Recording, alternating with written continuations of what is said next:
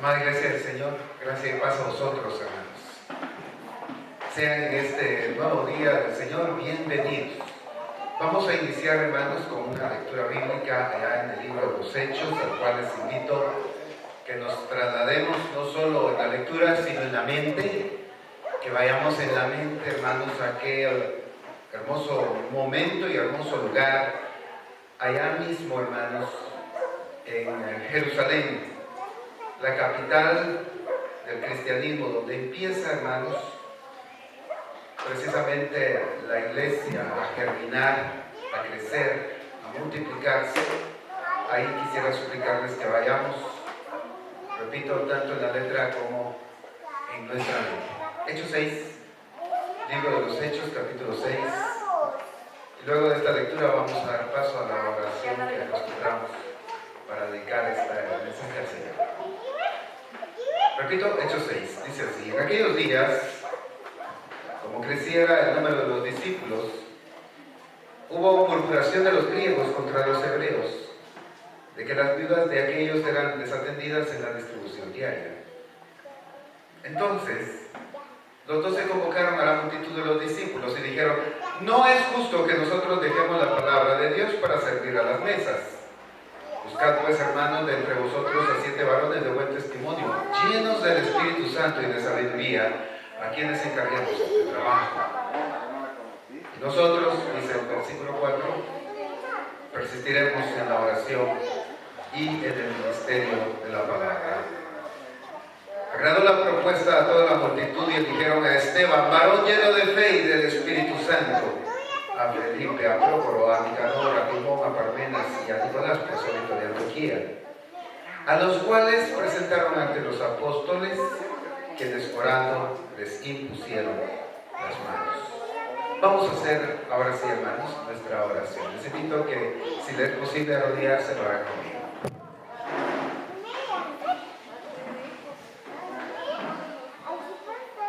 Amoroso y bendito Padre Celestial, llega el momento de acercarnos a tu casa porque es tu día santo. Y para nosotros, bendito y amoroso Padre, es de sumo gozo, es de bendición, recrea nuestra alma, nuestro espíritu. Y tenemos la oportunidad, Señor, de, estando en comunión contigo, disfrutar de la compañía de nuestros hermanos. Muchos de tus hijos, de tu pueblo, están enfermos y no pueden acercarse a las casas de oración. Por ellos oramos inicialmente para que tú les visites y tengas a bien, bendito Señor, como siempre te has caracterizado, brindar tu bondad, tu misericordia, tu perdón si es necesario, y levantarles de la cama. A quienes ya estamos acá y en las diferentes casas de oración, en este momento que inicia este día de reposo, bendícenos. Así como ha caído la lluvia en esta tarde, así danos de tus bendiciones. Es lo que te pedimos por Cristo Jesús. Amén. Pueden sentarse, pueden pasar adelante, mis hermanos que están allá esperando. Y hay bastantes lugares en la parte de adelante. Nuestro tema, hermanos, va a estar circulando alrededor de Esteban. Esteban es uno de los mencionados acá ante esta problemática y del cual pues se dicen dos cosas importantes en el verso 5, lo cual no se dice de los demás, aunque sin duda alguna eran llenos del Espíritu Santo, puesto que era uno de los requisitos. Se dice de Esteban que era lleno de fe y del Espíritu Santo. Dos maravillosas virtudes que aquel varón tenía y que yo quisiera ir anotando aquí a su favor: la fe y el Espíritu Santo, del cual, según el escritor, era lleno. Quiero apuntar, hermanos, hacia este varón, recordando que es un ser humano, recordando que es alguien como tú y como yo, que este varón llamado Esteban es eso, un descendiente más de Adán, un descendiente más de Noé, como todos los que estamos en esta noche acá sentados. Ahora, es realmente llamativo, hermanos, la presentación que se da de Esteban. La presentación es maravillosa. El resto de los 6 aparecen acá y a excepción de Felipe ya no son nombrados en las Sagradas Escrituras. ¿Qué es lo que le estoy diciendo? Esteban realmente trascendió de estos 6. Felipe en su momento también, yendo a predicar, a quien no se recordará del suceso de Felipe y el etíope. Ahora bien, de Esteban, hermanos, abundan los elogios, si usted quiere.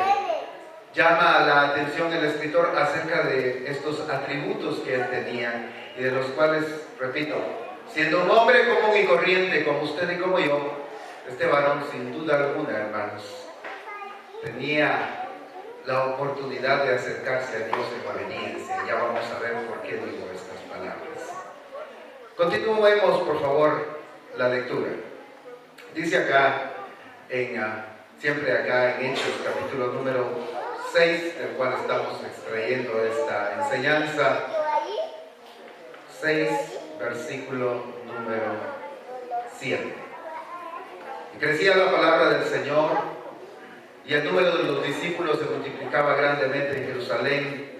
También muchos de los sacerdotes obedecían la fe. Y ahora regresamos otra vez a Esteban, en el verso 8. Y Esteban lleno de, ¿qué cosa? ¿Qué otra cosa? Poder, dice esa versión. La mía dice gracia. Y además menciona esta versión Reina Valera, que es la más común, dice poder, como bien apuntaba nuestra hermana Lidia. Ya llevamos 4 virtudes en aquel que era parte del equipo de los diáconos, así como les conocemos. 6 varones que fueron llamados, hermanos, a un servicio para el cual debían de ser llenos. Miren lo que dice Hechos capítulo número 5, versículo 32.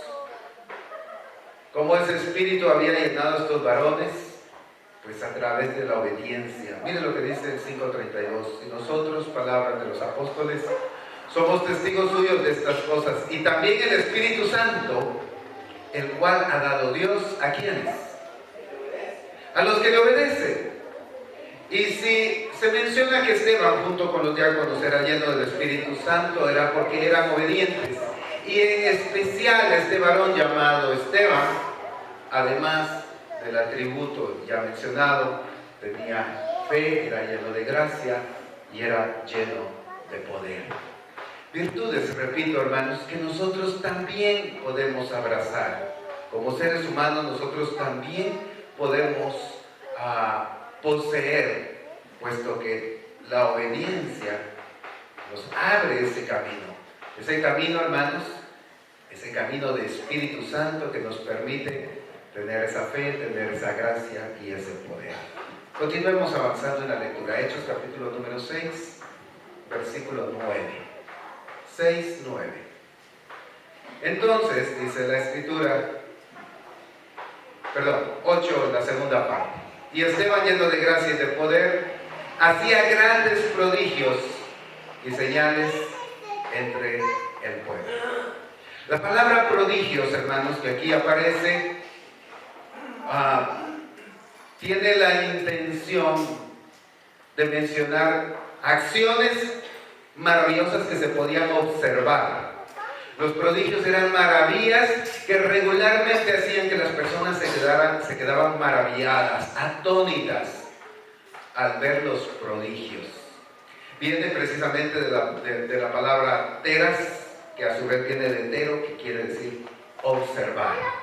Los prodigios, entonces, hermanos, a los cuales se le atribuyen a Esteban por medio del Espíritu de Dios, eran maravillas impresionantes que se hacían por medio de este varón. Además se agrega las señales. Las señales, amados hermanos, también tienen su particular importancia, sobre todo para los judíos. Recuerde usted, los judíos procuraban las señales. Los griegos, el conocimiento, la sabiduría. Una señal era una indicación celestial. Como cuando nosotros vamos en la carretera y vemos un alto, una señal que nos indica parar, que nos indica detenernos. Las señales indicaban entonces para los judíos hacia dónde ir, qué decisión tomar, cuál era el camino a seguir.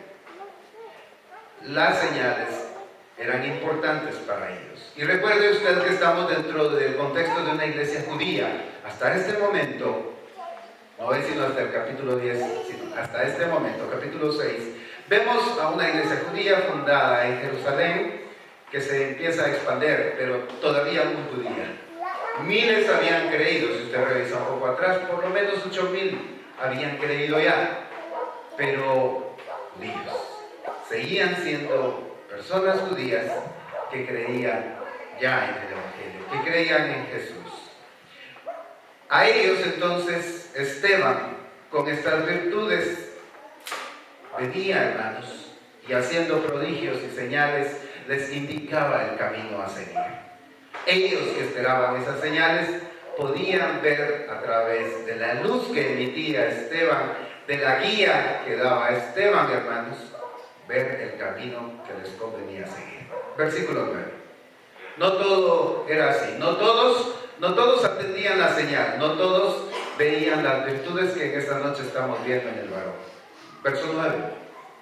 Entonces se levantaron unos de la sinagoga llamada de los libertos y de los de Cirene y de Alejandría, de Cilicia y de Asia, disputando con Esteban. Tal vez la primera impresión cuando usted lee o cuando ve aquí Asia, cuando lee Cirene, que era una ciudad de África, ya sea en Alejandría, en Egipto, ya cerca de Alejandría, en Egipto, o en Libia, lo que hoy se conoce como Libia, usted diría, bueno, eran personas que no eran judíos, pero no, seguían siendo judíos que residían en Jerusalén en ese momento.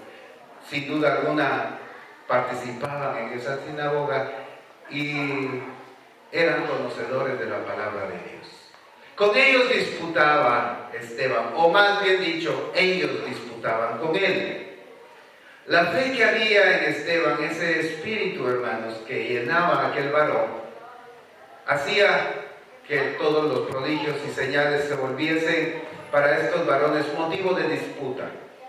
Ellos, no siendo naturales de Jerusalén, de Palestina, sino viviendo en otros lugares, se ponen a disputar con Esteban. Pero dice el verso 10, no podían resistir a la sabiduría y al espíritu que había en Esteban. Así que además de todo había sabiduría. Virtudes, hermanos, tristemente, muy lejanas a estos otros varones, también judíos. También judíos, pero de Egipto o de Libia, del Asia, lo que hoy es Turquía, de Cilicia, por lugar cercano donde nació Pablo. Algunos, los libertos aquí llamados, se cree que eran los que en algún momento fueron expulsados de Roma, y por eso se les llamaban los libertos o los liberados. Aunque las épocas no coinciden, pero sin duda alguna fueron expulsados de Roma. Varones judíos de diferentes lugares, sin duda alguna con diferente habla, pero que estaban residiendo en ese momento en Jerusalén, que disputaban con Esteban. Esteban tenía fe, tenía espíritu, tenía gracia, tenía poder, tenía sabiduría. Aquello, hermanos, no era por gusto. Aquello que aquel varón tenía no era, hermanos, algo que pudiesen ellos ver en otro de sus iguales. Ellos podían estar ahí, platicar con los fariseos, con los escribas de Jerusalén, de la crema innata del templo, pero no iban a encontrar esto que residía en este varón Esteban. Es registrado en el libro de los Hechos. El libro de los Hechos, hermanos, no contiene todo lo que aconteció durante tanto tiempo. Se cree que empieza en el año 30 este relato y termina en el 63. Casi 33 a 35 años de historia están resumidos acá. Y lo que está aquí resumido son los eventos más importantes. Uno de ellos es acerca de un varón, un diácono fuera de serie, que se llamaba Esteban. Y así, por cierto, le he titulado a este tema: un diácono fuera de serie, del cual las virtudes ya se nos acabaron, pero están acá puestas, y sin duda alguna habían más. Pero las que rescata el escritor al libro de los Hechos es que Esteban tenía fe, tenía espíritu, tenía gracia, tenía poder y tenía sabiduría. Y aquellos varones, aún conocedores de las Escrituras, no podían resistir. Había una discusión porque ellos la propiciaban, sin duda alguna, Esteban no, pero ellos sí la propiciaban y no podían resistir al espíritu con que hablaba Esteban. Es la parte final del 10. Y aquí conviene hacer una paradita. Porque repito, hermanos, él era un hombre más, un hombre creyente más, como nosotros, hermanos, que hemos creído en esta fe. Y a veces vienen personas de diferente religión y se acercan a nosotros y nos empiezan a preguntar acerca de nuestra fe. ¿Hay sabiduría? ¿Hay sabiduría en nosotros, hermanos?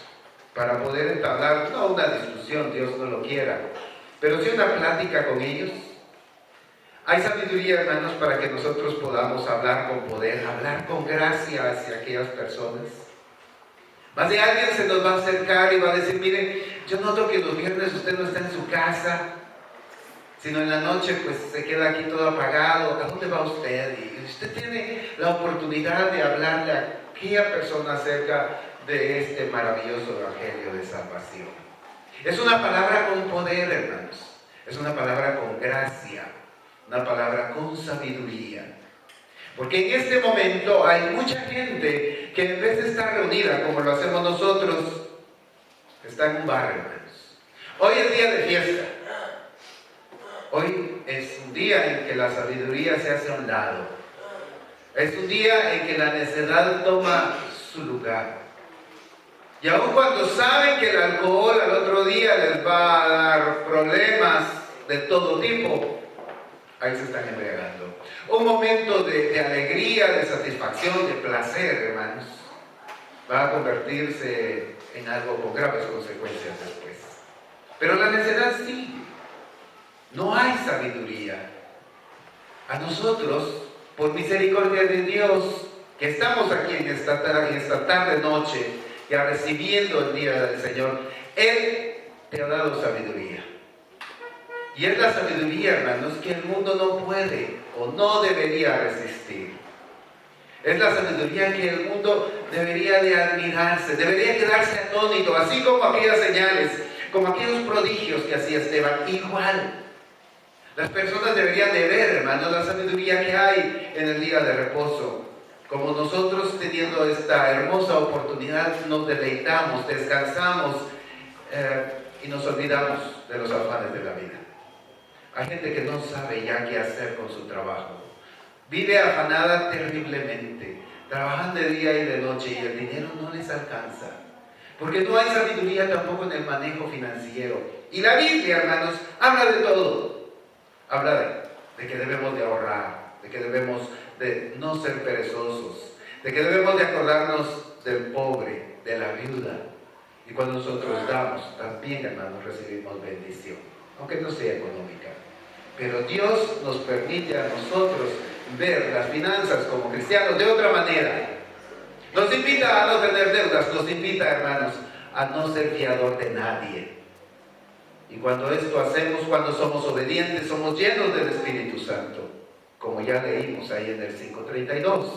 Esteban era lleno del Espíritu Santo porque era obediente, y entonces había en él sabiduría como la que nosotros tenemos y manejamos día a día. En él había poder, en él había gracia, había fe. Lo que sucede a veces es que nosotros como cristianos, hermanos, nos inclinamos más por lo que el mundo enseña, que no es eso. Veamos qué es lo que el mundo hace. Versículo siguiente, verso 11. Entonces sobornaron a unos para que dijesen que le habían oído hablar palabras blasfemas contra Moisés y contra Dios. Va a disculparme que escriba con rojo, pero mi maestra decía que no había que escribir con rojo, pero yo lo pretendo hacer para resaltar. ¿Qué hacían aquellos? ¿Cuál era la actitud de los opositores? Soborno. ¿Qué es el soborno, hermanos? ¿Para qué sirve el soborno? Y perjudicar a otros, ¿verdad? Se utiliza el poder económico, se utiliza el tener más, y pasar aún sobre la justicia, sobornar al policía y hacer que el policía diga, no, usted tuvo la culpa aquí, usted fue el que se pasó el semáforo, el Señor no fue usted. El soborno es un cáncer. Allá en el inicio del Evangelio, el predicador le decía a los soldados, conformaos con vuestra paga. Porque ¿qué hacían los soldados? Pues pedían mordida, ¿verdad? Pedían algo más. Se dice de los publicanos también, por ejemplo, que ellos compraban el derecho de cobrar los tributos para Roma. Y si podían cobrar un poquito más de lo que Roma les exigía a los publicanos, pues era para ellos. Así que había de todo tipo de manejo económico malo, ruin, perverso. El soborno, hermanos, puede hacer llegar a las personas a la cárcel. Puede hacer que personas inocentes estén pagando en la cárcel hoy en día por lo que no han hecho. El soborno es una perversión del derecho, del juicio. Pero ellos eso hacen. No se comportan como verdaderos religiosos, se comportan como lo que realmente son, mundanos. Personas que no les importaba, hermanos, nada con tal de tomar a Esteban y destruirlo. Dice que sobornaron entonces a unos que dijesen que le habían oído hablar palabras blasfemas contra Moisés y contra ese lugar. ¿Cierto o falso? Pues claro, también había ahí mentira, hermanos. El Apocalipsis nos habla una y otra vez que los mentirosos no entrarán en el reino de Dios. Y los que aman la mentira, su lugar será en el lago que arde de fuego y azufre. La mentira es utilizada una y otra vez en la vida, hermanos. Vamos al trabajo, hay mentira. Vamos al mercado, hay mentira. Vamos a estudiar, hay mentira. Nos movemos alrededor de mentira. Y lo peor de todo es que nos contagiamos. En vez de estar del lado de Esteban, con fe, con espíritu, con gracia, con poder, con sabiduría, nos empezamos a contaminar con sus opositores, con mentira, con soborno, con la perversión del juicio. La mentira, hermanos, empieza a florecer acá. No era cierto lo que había acá. Lo que ellos estaban gestando era un plan para arruinar a Esteban. Y dice el verso 12, y soliviantaron al pueblo, a los ancianos y a los escribas. Empieza una rebeldía, hermanos, una rebelión en contra de Dios mismo, en contra de aquel representante maravilloso de Dios. Empiezan a organizarse no solo al pueblo, hermanos, sino también a los ancianos y a los escribas. Y después de empezar esta rebelión, dice acá la Escritura, arremetiendo, le arrebataron y le trajeron al concilio. ¿Cómo creen que fue eso? Vení por favor, Esteban, vení con nosotros. Sin duda alguna con violencia, ¿verdad? Y humillante. Con fuerza. Habían soliviantado, dice acá, a los del pueblo, a los ancianos y a los escribas, y arremetiendo le arrebataron y le trajeron al concilio. Recuerdo una anécdota que se las he contado otras veces de mi suegro. Él dice que estaba en la zona 1, un individuo le robó la cartera, un carterista hizo de las suyas, y cuando él se dio cuenta y supo quién era, lo empezó a perseguir, y ladrón, ¿verdad? Y lo detuvieron. Cuando estaba ya en esa circunstancia, el ladrón dijo: no, yo no soy el ladrón es él. Y él empezó a decir: ladrón a mi suegro. Pues se volteó el asunto, la gente se fue en contra de él. Dice mi suegro que ya no sabía qué hacer, porque todos empezaron a creer que él era ladrón. Hasta que él les dijo: miren, si yo no tengo mi cartera la tiene él. Y la multitud de gente, de comerciantes que había ahí, que se habían organizado rápido para linchar a cualquiera de los dos, vieron que la cartera efectivamente era de mi suegro y lo dejaron en paz. Pero decía él: mira, ya sentía yo que a mí me golpeaba. ¿Qué sentiría Esteban cuando dice acá que el pueblo, los ancianos y los escribas arremetieron contra él? Sin duda alguna, una actividad de violencia, de rebelión en contra de Dios, la cual el varón tuvo que sufrir, tuvo que absorber, tuvo que manejar, y lo ha de haber hecho porque estaba lleno del Espíritu del Señor. La palabra del Señor nos dice allá en Gálatas, recuerde usted, que los frutos del Espíritu son amor, gozo, paz, paciencia, benignidad, bondad, fe. Aquel varón, sin duda alguna, lleno de todos estos atributos, tuvo la paciencia para soportar aquello, hermanos. Aquello que sus opositores hacían en contra de él. Un varón lleno de señales, de prodigios, lleno de fe, lleno de gracia, hermanos, estaba recibiendo por parte de sus opositores esta terrible afrenta. Terminemos viendo lo que ellos hacían. Y pusieron testigos falsos. ¿El testimonio falso es pecado, hermanos? ¿Dónde dice eso, hermanos?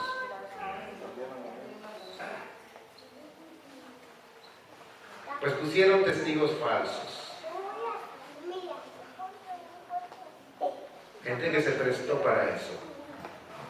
Personas que estaban con una conciencia cauterizada y que llegan y hablan mentiras en contra de él, con tal de afectarlo, calumnian y pretenden dañarlo. Pusieron pues testigos falsos que decían: este hombre no cesa de hablar palabras blasfemas contra este lugar santo y contra la ley. Pues le hemos oído, note usted todo lo que ellos inventaron, pues le hemos oído decir que este Jesús de Nazaret destruirá este lugar y cambiará las costumbres que nos dio Moisés. ¿Era cierto eso? Claro que no. Era total y absolutamente falso. Jesús no había dicho que iba a destruir ese templo, esas piedras, no. Jesús dijo, hermanos, destruid este templo, que en 3 días lo levantaré. ¿Y de qué estaba hablando? Pues dice Juan que estaba hablando de su propio cuerpo, no del templo físico que ellos, permítanme decirlo, idolatraban. No estaba hablando de eso. Pero es la oportunidad para tomar ese mensaje de Jesús, tergiversarlo y atribuírselo a aquel varón. También vienen y dicen: bueno, pues habla también en contra de las costumbres que nos dio Moisés. La costumbre más fundada, hermanos, en la conciencia judía, y que era parte del pacto allá con Abraham, era la circuncisión. Y no era Esteban el único, hermanos, que había comprendido que la circuncisión nada es. Y que se le había dicho a aquellos que habían entrado a la iglesia que si entraban con circuncisión no había problema, y sin circuncisión tampoco había problema. Usted lo puede revisar allá en Corintios 7, del 17 al 20. Jesús, entonces, hermanos, libertaba de esa condición necesaria en el pacto antiguo, pero ahora no era necesaria. Así que aquellos utilizan ese argumento y pretenden destruir con un falso testimonio a Esteban. Soborno, mentira, rebelión, violencia y falso testimonio era lo que aquellos que discutían con Esteban estaban promocionando, estaban dando, hermanos, de su corazón. Lo que había salido de ellos era eso. Del corazón de Esteban no salía fe, gracia, espíritu, poder y sabiduría. Dice el verso 15. Entonces, todos los que estaban sentados en el concilio, al fijar los ojos en él, vieron su rostro como el rostro de ¿qué, hermanos? Como el rostro de un ángel.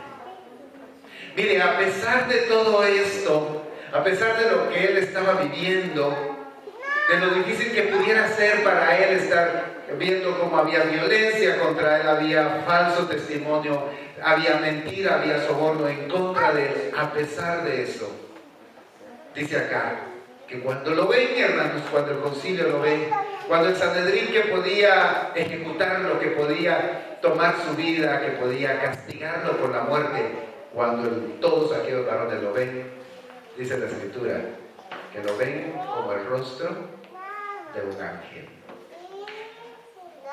Quisiera regresar al inicio entonces de la predicación. Siendo este un hombre como nosotros, hombres y mujeres, que por misericordia de Dios estamos acá, no porque hayamos tenido algún atributo especial. ¿Cómo nos ve el mundo? ¿Cómo nos ve ese mundo lleno de violencia, lleno de sobornos, lleno de mentira? ¿Cómo te ve a ti y cómo me ve a mí?